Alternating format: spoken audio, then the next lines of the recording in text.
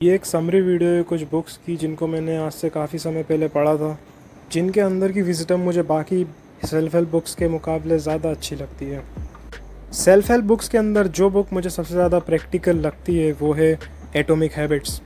इस बुक में बताया गया है कि कैसे छोटे छोटे लाइफ चेंजिंग हैबिट्स लंबे टाइम तक करने से बड़ा इम्पैक्ट डालते हैं। किसी बड़े गोल को अचीव करने के लिए हमें उसको स्मॉल स्टेप्स में ब्रेक डाउन करना चाहिए, क्योंकि किसी एक बड़े गोल को अचीव करना एक बार में it is impossible for most of the people. To do list बनाने के टाइम पे हम लोग सारी चीज़ें लिख तो देते हैं जो जो हमारे लिए इम्पोर्टेंट है, मगर अधिकतम चीज़ें हम अचीव ही नहीं कर पाते, और अगर कर भी पाते हैं तो फिर क्वालिटी वैसी नहीं मिलती। इसलिए पहले अपनी लिमिट्स को देखो, पहले अपने लिमिट्स के अंदर काम करना सीखो, उसके बाद उसको ग्रेजुअली पुश करो। सेकेंड थिंग ये है कि हम अपने हैबिट्स को तब तक नहीं बदल सकते जब तक हम अपनी आइडेंटिटी को चेंज नहीं करते। यानी कि अपने हैबिट्स को चेंज करने से ज़्यादा ज़रूरी है अपनी सेल्फ इमेज को सुधारना। बाय द वे, तुम्हारी सेल्फ इमेज तुम्हारे लिए कैसी है, कमेंट में बताओ। अब एक बोनस पॉइंट मेरी तरफ से, अपना दूसरों की तरफ देखने का नज़रिया बदलो, थोड़ा एनवी, जेलसी ये सब कम करो, and focus on how you can grow in your life. वो कौन सी आदतें हैं जो तुम्हें छोड़नी चाहिए और वो कौन सी आदतें हैं जो तुम्हें अपनानी चाहिए। This will make you grow. Now अब बात करते हैं स्ट्रेस की। स्ट्रेस के बारे में हम जितना जानते हैं कि काफ़ी बेकार चीज़ है, नहीं लेनी चाहिए, क्योंकि स्ट्रेस हमको मार भी सकता है।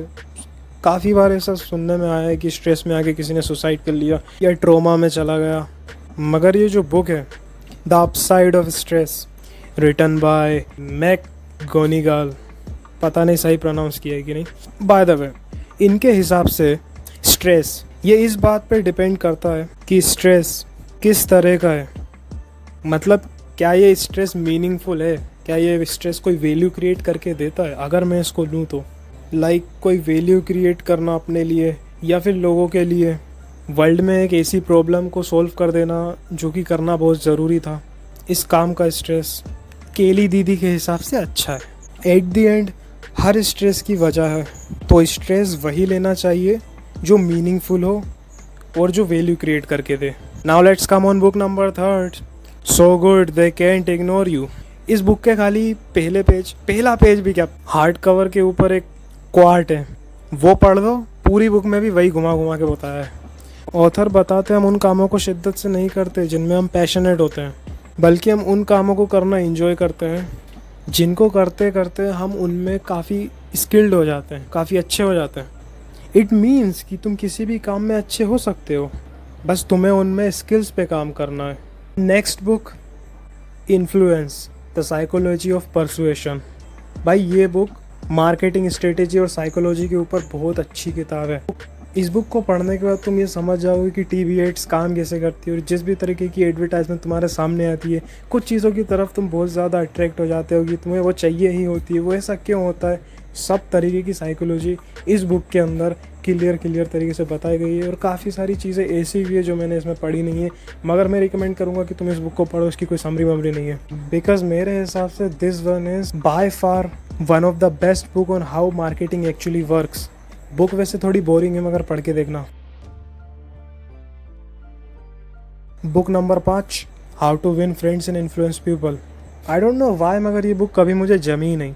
ये बुक मुझे बहुत ओवररेटेड लगती है, बिकॉज इस बुक का जो कोर कंसेप्ट है वो मेरी लाइफ में बिल्कुल एप्लीकेबल नहीं है।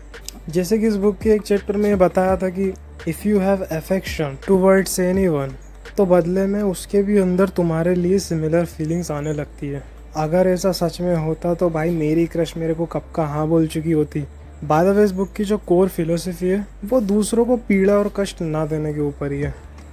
Success come from managing your relations by making others feel important. आज के टाइम में ग्रो करने के लिए भाई मैनिपुलेशन हर कोई करता है। आई गेस कि ये सब चीज़ें पहले के टाइम में काम आती थी, मगर अभी के टाइम में सब लोग मैनिपुलेशंस ही कर रहे हैं। इस बुक को भी भाई इस लिस्ट में रखने का कारण यही है कि ये one of the highly overrated book है। जितने भी सेल्फ हेल्प वो स्पेशली इस किताब को टीनेजर्स के लिए रिकमेंड करते हैं। ओके गाइस, तो इस वीडियो में बस इतना ही। एक्सप्लेनेशन में कुछ गड़बड़ हो गई हो तो मुझे कमेंट में करेक्ट कर देना।